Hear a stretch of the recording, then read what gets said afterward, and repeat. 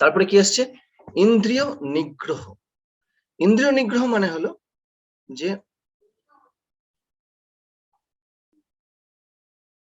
ইন্দ্রিয়কে control করা, ইন্দ্রিয় নিগ্রহ। দমা মানে আমার ইন্দ্রিয় এবং বুদ্ধির মধ্যে সঠিক কোঅর্ডিনেশন, আর ইন্দ্রিয় নিগ্রহ হলো যে ইন্দ্রিয়কে কন্ট্রোল করা। তো ইন্দ্রিয় মানে নিজের নিয়ন্ত্রণে রাখা। ইন্দ্রিয় মানে 5 কর্মেন্দ্রিয় আর 5 জ্ঞানেন্দ্রিয়, তো 10টা ইন্দ্রিয়, 5 কর্মেন্দ্রিয়, 5 জ্ঞানেন্দ্রিয়, তার কথা বলা হয়েছে। ঠিক আছে না? তো ইন্দ্রিয় নিগ্রহ। তারপরে হলো ধীর, মানে ধী মানে হলো বুদ্ধি, মানে বিবেকী বুদ্ধি। ঠিক আছে না? তো ধীর মানে বুদ্ধি, যেখানে জাগ্রত বুদ্ধি। বিবেক মানে কি, কি করা উচিত কি করা উচিত নাই, what is permanent what is temporary, এটার মধ্যে মানে বিভেদ কি, হোয়াট ইজ পার্মানেন্ট, কোনটা স্থায়ী কোনটা অস্থায়ী, এটা জানা, এটার প্রতি সজাগতাই হলো বিবেকী বুদ্ধি। ঠিক আছে না? তো কি ধীর, ধীর মানে বুদ্ধি, মানে এখানে বিবেকী বুদ্ধি। তারপরে আসলো যে বিদ্যা, হ্যাঁ, আর তারপরে সত্য, তারপরে অক্রোধ, ক্রোধ না করা। বিদ্যা মানে হলো,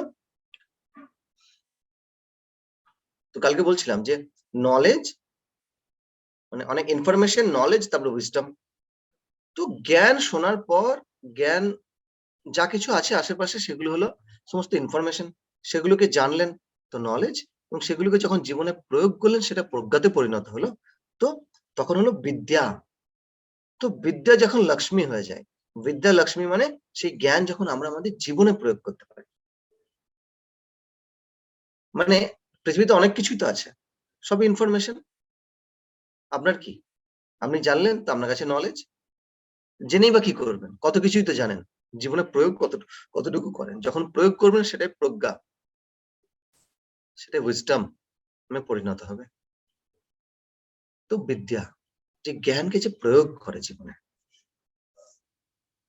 বোঝা গেল? তারপরে অক্রোধ, ক্রোধ না করা, সিম্পল, ক্রোধ না করা। আর সত্য, সত্যম, তো মানে সত্যের রাস্তাতে চলা। সত্য মানে কি, যা কিছু যা কিছু বদলে যাচ্ছে এগুলো কি, এগুলো সত্য নয়। সত্য মানে কি, যা তিনও কালে না বদলায়। তো সত্যের দিকে এগিয়ে যাওয়া। সত্যি কি আর সত্য কি, আপেক্ষিক সত্য, আমরা যা কিছু দেখি, খাচ্ছি, বড় হচ্ছে, আশেপাশে গাছপালা, পরিবেশ পরিস্থিতি, আমার যা যা প্রফেশনের সাথে যুক্ত হয়েছে সেগুলো, তো এগুলো সত্য নয়, এগুলো সব আপেক্ষিক সত্য। সত্য মানে কি, যা তিনও কালে এক থাকে, যা কখনো না বদলায়। তো সত্যের দিকে এগিয়ে যাওয়া, সত্যের দিকে এগিয়ে যাওয়াই হলো সৎসঙ্গ। সত্য কা সঙ্গ হি সৎসঙ্গ। তো জীবন যখন সৎসঙ্গী হয়, সত্যের দিকে যখন এগিয়ে চলে,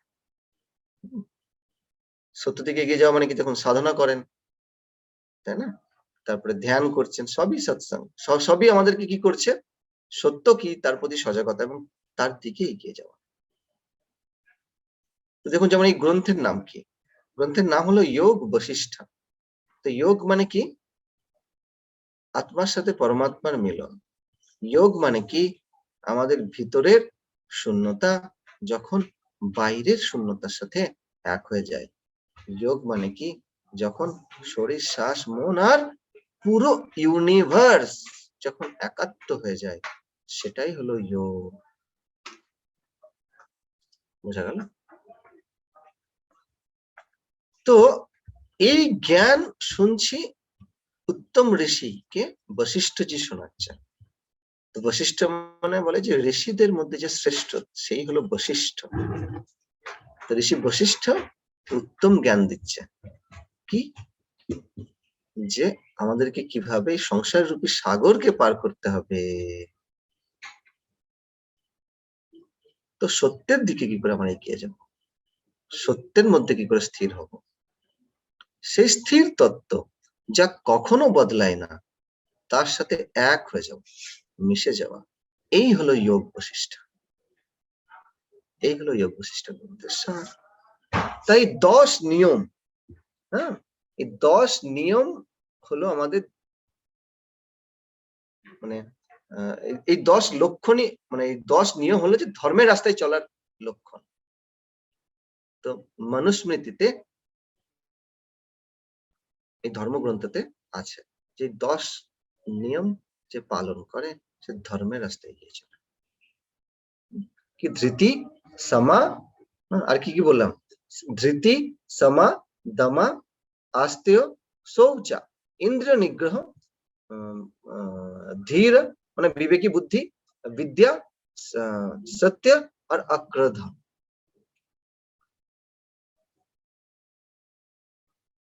এই হলো ধর্মের 10টা লক্ষণ।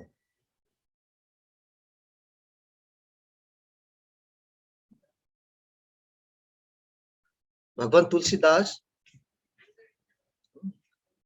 তার গ্রন্থে বলেছে, অন্যকে সাহায্য করো, অন্যকে সাহায্য করাই হলো ধর্ম। অন্যকে দুঃখ দেওয়া, কষ্ট দেওয়া, এর থেকে অধর্ম কিছু নেই। সত্যের দিকে এগিয়ে যাওয়ার থেকে কোনো ধর্ম নেই। সত্যের দিকে এগিয়ে যাওয়ার, যে সত্যের সাথে থাকে, এর থেকে বড় ধর্ম কিছু নেই। ভগবান শ্রীকৃষ্ণ গীতাতে আমরা শুনেছেন যে ইয়াদা ইয়াদা হি ধর্মস্য, শ্লোক সবাই জানি, যখনই ধর্মের হানি হয় তখন আমি বারবার অবতীর্ণ হয়। তার মানে কি, এখানে ধর্ম মানে কর্তব্য, সধর্ম, এরকম বোঝানো হয়। কিন্তু দেখবেন জীবনে যদি কোনো সময় ভুল ব্যাখ্যা হয়ে থাকে, সেটা হলো আমাদের ধর্মকে নিয়ে। আচ্ছা, যখন কখনো ভুল ব্যাখ্যা হয়, সেটা হয় ধর্মকে নিয়ে। ধর্ম মানে এখানে কর্তব্য, দায়িত্ব। ধর্ম মানে কখনো রিলিজিয়ান নয়। ধর্ম মানে আপনার কি করা উচিত। ধর্ম মানে আমাদের বিলঙ্গিংনেস, ধর্ম মানে আমাদের ন্যাচারালনেস, ধর্ম মানে আমাদের কর্তব্য, ধর্ম মানে আমাদের দায়িত্ব। ধর্ম মানে কোনো একটা রিলিজিয়ানের সাথে জুড়ে নেই। কিন্তু কি করে আমরা রিলিজিয়ানের সাথে জুড়ে দিই। ধর্ম 4টে ব্যাখ্যা হয়। কখনো স্বধর্ম কি, আমাদের দায়িত্ব বা কর্তব্য কি। ধর্ম মানে অনেকে রিলিজিয়ান এরকম ভাবে, মানে কোনো এরকম হিন্দু ধর্ম, খ্রিস্টান ধর্ম, বৌদ্ধ ধর্ম, জৈন ধর্ম, বা ধর্ম মানে অনেকে সাধনাকে ভাবে। তো সাধনা ধর্মের সাথে জুড়ে আছে, তাই না? সাধনার পথ, রাস্তা, এরকম ভাবে। ধর্ম মানে কোনো জাতি না, বা কোনো রিলিজিয়ান, এরকম কিছু নেই। धर्म মানে আমার দায়িত্ব, जो तुम्हें थाम के रखते, जो तुम्हारा कर्तव्य है। হ্যাঁ, ধর্ম যা আমাদের করা উচিত, সেটাই হলো ধর্ম। কিন্তু এটা কি হয়েছে, বিকৃত হয়ে গেছে।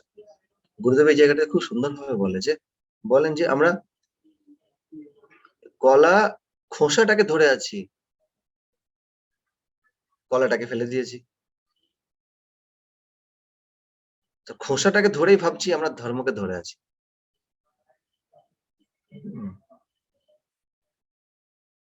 বুঝলেন কিনা?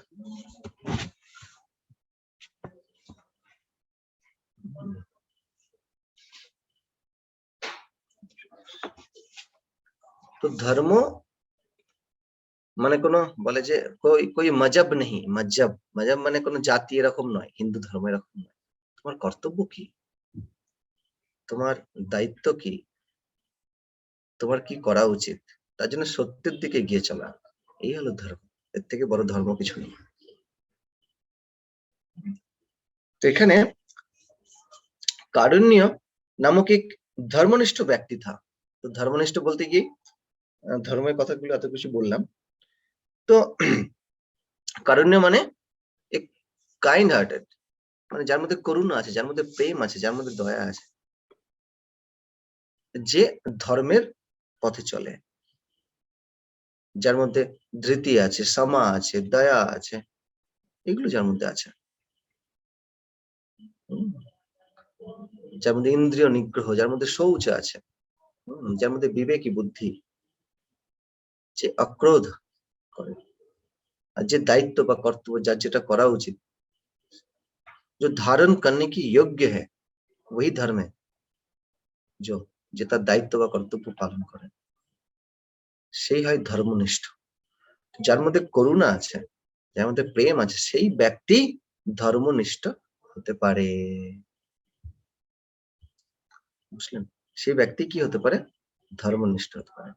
तो उसके पिता का नाम अग्निवेश था। धर्म ग्रंथों के अध्ययन तथा मनन के फल स्वरूप कारुण्य जीवन के प्रति उदासीन हो गया था। अग्निवेश ने एक दिन अपने पुत्र से पूछा कि तुमने अपना नित्य नियम क्यों छोड़ दिया? उत्तर में कारुण्य ने कहा, हमारे धर्म ग्रंथ एक बात तो ये कहते हैं कि शास्त्र में उल्लिखित सभी कर्म करने करने चाहिए, और साथ ही ये भी कहते हैं कि अगर पद प्राप्त करने के लिए सभी कर्मों का त्याग कर देना भी चाहिए। तो मेरे पिताजी, मेरे गुरुवर, मेरे समझ मेरी समझ नहीं आ रहा है कि आखिर मैं क्या करूं। इतना कहकर करेण्य चुप हो गया। बहुत इंटरेस्टिंग।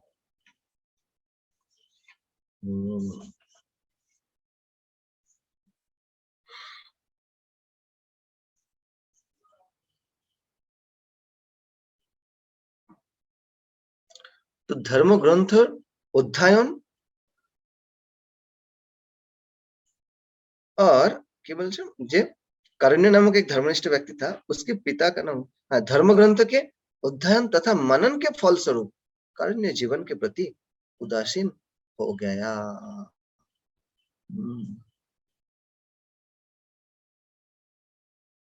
अच्छा।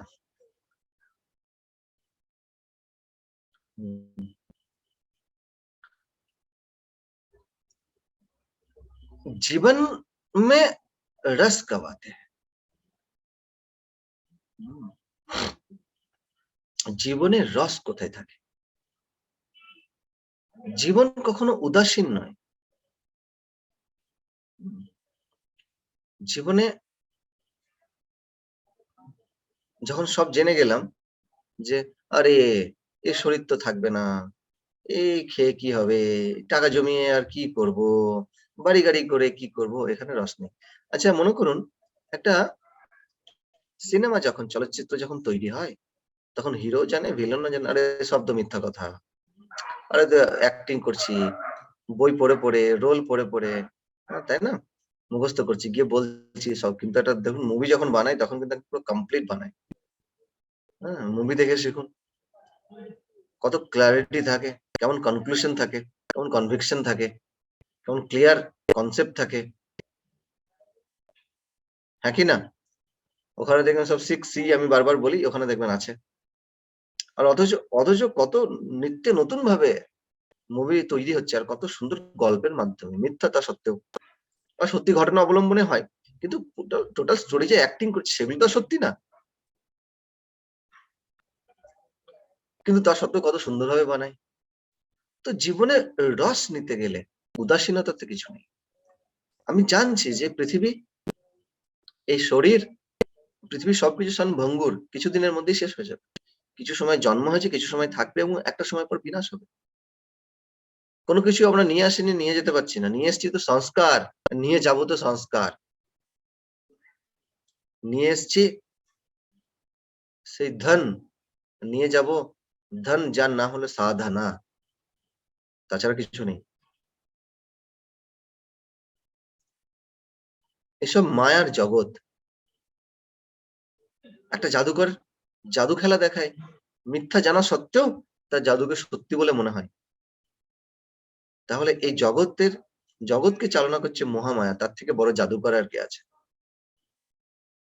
তো তার খেলা দেখার পরেও, মিথ্যা জানার পরেও এটাকে আমাদের সত্যি বলে প্রতীত হয়, মনে হয়। কিন্তু যদি জেনে গেলাম যে এ তো কিছুদিনের জন্য, কিছু সময়ের জন্য, তারপরে যদি আমরা জীবনে উদাসীন হয়ে যাই, জীবনের রসই শেষ হয়ে যায়, তো আমাদেরকে চলচ্চিত্রের অভিনেতার মতো হতে হবে। মিথ্যা জানা সত্ত্বেও সে পুরো সত্যির মতো করে অ্যাক্টিং করে। তখনই আমরা হয়ে যাই কমলের মতো, পদ্মের মতো, লোটাসের মতো, যে জলে আছে কিন্তু জল তাকে স্পর্শ করতে পারছে না। সংসার রূপী সাগরে আমরা আছি, কিন্তু সংসারে কোনো স্পর্শ করতে পারছে না। তার পাশাপাশি আমাদের যা যা করণীয়, যা যা করা উচিত আমরা সেগুলো সব করছি, করে যাচ্ছি, কিচ্ছু বাদ দিচ্ছি না। তবেই আপনি একজন ধর্মনিষ্ঠ ব্যক্তি। এবার যদি উদাসীন হয়ে যায়, আমরা যদি আমাদের কর্ম থেকে দূরে চলে যাই, তার জন্য প্রথমেই আছে কর্ম আর জ্ঞান। কে সহায়ক? দুটোই চাই। জ্ঞান জেনে গেলাম, সব মিথ্যাদি ছেড়ে দিলাম। তোমার কর্ম করে যেতে হবে। আবার কর্ম করছি জ্ঞান ছাড়া পসিবল নয়। তাহলে এই সংসার রূপী সাগরকে পার হতে পারবো না। তার জন্য একটা পাখির উদাহরণ দিয়েছে, যেটা পাখি যেমন আকাশে উঠতে গেলে দুটো পায়ের সাহায্য দরকার, ঠিক তেমনি কোথাও যদি জ্ঞান কম হয়ে যায় তাহলে এগিয়ে যেতে পারবেন না। আবার যদি কোনো জায়গায় কর্ম না করেন তাহলেও এই সংসার রূপী সাগরকে পার করতে পারবেন না। তো জীবনে উদাসীনতা কখন আসে? এই দুটোর ব্যালেন্স যখন জীবনে হারিয়ে যায়। কর্মের সাথে যখন জ্ঞানের কবজ থাকে না, জ্ঞানের সাথে সাথে যখন কর্ম থাকে না, তখনই জীবনে উদাসীনতা আসে। চলুন দেখে নিন। যখন সেবা আর সাধনার মধ্যে যখন ব্যালেন্স না থাকে, জীবনে উদাসীনতা আসে। সেবা আপনার কর্ম, সাধনা আপনার জ্ঞান। দেখবেন এত কিছু করতে হবে, এত কিছু, সবকিছু আপনি সাধনা করছেন, নলেজ শুনছেন, সব সাধনা, কিন্তু সেটাকে যখন কর্মতে রূপান্তরিত না করি, যখন সেবাতে না লাগাই, যখন মানুষকে যখন এই জ্ঞানের সাথে না জুড়ি, তখন কি হয়? তখন আমাদের মধ্যে উদাসীনতা আসে। আরে কাকে বলবো, কে কোষ করবে, বলে কি লাভ হবে? আর মনে করুন সে শুধু কোর্স করায়, লোকজনকে জোরে সেবা করে যায়, সাধনা করে না, জ্ঞান নেই। তাহলে দেখবেন কোথাও না কোথাও তার মধ্যে অহংকারের জন্ম হয়, ব্যালেন্স হারিয়ে যায়। কোথায় কি বলতে হবে, কখন থামতে হবে, কখন শুরু কখন শেষ, সে জানে না। তার জীবনেও ব্যালেন্স চলে যায়, তখন তার জীবনেও উদাসীনতা। তখন মনে হবে যেন, আরে ওরা এতদিন থেকে সাধনা করে কি করেছে, ওর কিছু জানে না, এমন কথা বলে। তখন তখন সাধনা করা আর না করা, এই দুই ব্যক্তিকে একই ক্যাটাগরিতে ফেলে। কোনো লাভ নেই সাধনা করে, এরকম একটা ভাবসা। তো তখন দেখবেন জীবনে উদাসীনতা আসে।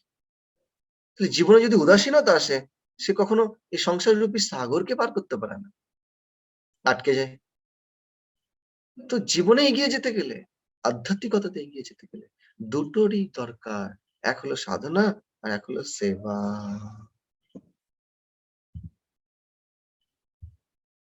বুঝলেন? হ্যাঁ? হুম।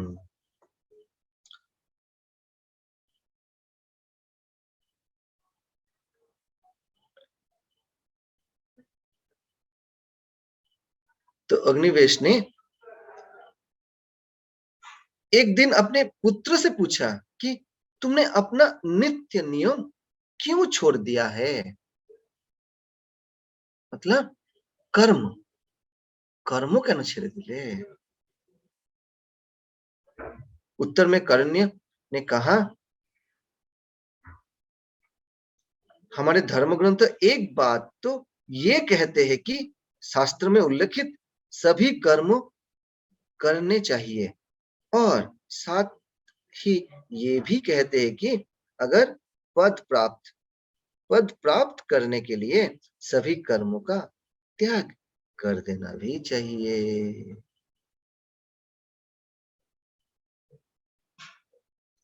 এই সেন্টেন্সটা শেষ করে আমরা সবাই শেষ করব টপিকটা।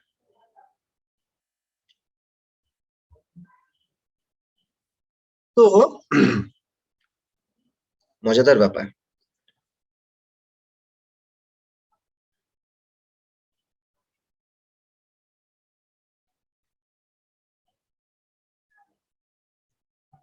এখন আমরা যদি আমাদের নিত্য প্রয়োজনীয় কর্ম যদি ছেড়ে দিই, নিত্য প্রয়োজনীয় দায়িত্ব যদি ছেড়ে দিই, যেটা করা উচিত সেটা যদি না করে যদি ভাবি এ করে কি হবে, ঠিক এরকম ব্যাপার।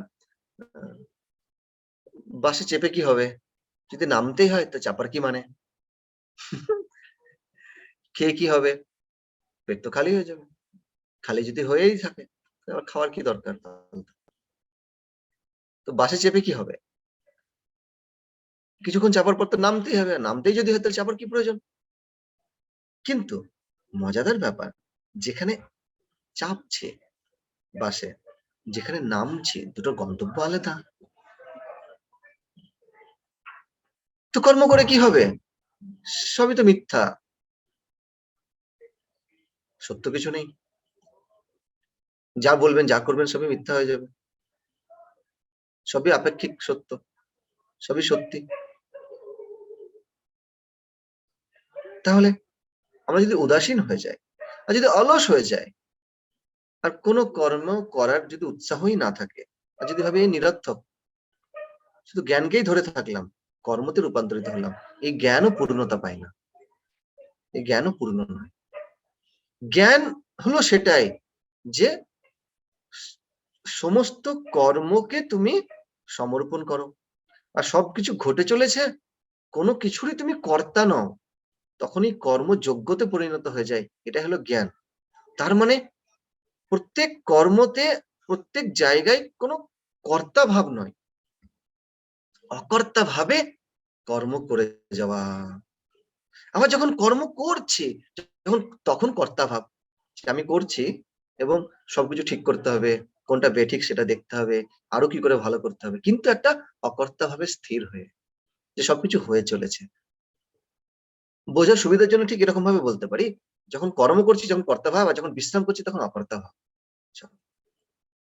এই হলো কর্ম আর জ্ঞানের সংমিশ্রণ।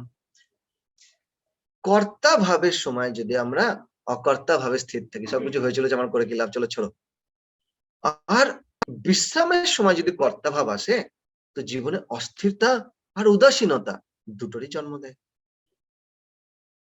আরে আমি করছি না ঈশ্বরই করছে, করে কি হবে, অলসতা উদাসীনতা। আর যখন বিশ্রাম করছি তখন সবকিছু আমাকে করতে হবে, তখন অস্থিরতা জীবনে আসে। বোঝা গেল, এরকম স্থিতি হয়। তো शास्त्र की बोले जे हमारे धर्मग्रंथ के एक बात तो ये है, एक बात तो है, ये कहते हैं कि शास्त्र में उल्लेखित सभी कर्मों करना चाहिए, और साथ ही ये भी कहते हैं कि अगर पद प्राप्त करना है तो सारे कर्मों को त्याग भी कर देना चाहिए। তো কর্ম ত্যাগ মানে কোনো অলসতা নয়, কর্ম ত্যাগ মানে পুরো কর্তা ভাবে নিজেকে নিমজ্জিত করা, পুরো কর্তা ভাবে নিজেকে ইনভলভড হওয়া যখন কর্ম করছি। আর ত্যাগ মানে কি, যখন বিশ্রাম করছি তখন অকর্তা ভাবে স্থির থাকা। তো এইভাবে ত্যাগ মানে অলসতা, কর্ম না করে ত্যাগ করলেই উদাসীনতা। তো জ্ঞান কি বলে, যখন তুমি কর্ম করছো তখন পুরো কর্তা ভাবে, যখন বিশ্রাম করছো তখন আমি কিছু করছি না, সবকিছু ঘটে চলেছে, হয়ে চলেছে, কেউ একজন আছে, কেউ একজন করছে, তার ইচ্ছাতে হচ্ছে। ঈশ্বর বলুন, গড বলুন, গুরু বলুন, পরমাত্মা বলুন, আল্লাহ জেসাস যা নাম দিন না কেন, তার ইচ্ছাতে হচ্ছে, সবকিছু ঘটে চলেছে, সবকিছু ভালোই হচ্ছে, এইভাবে বিশ্রাম করা। তো এই হলো কর্ম আর জ্ঞানের সংমিশ্রণ।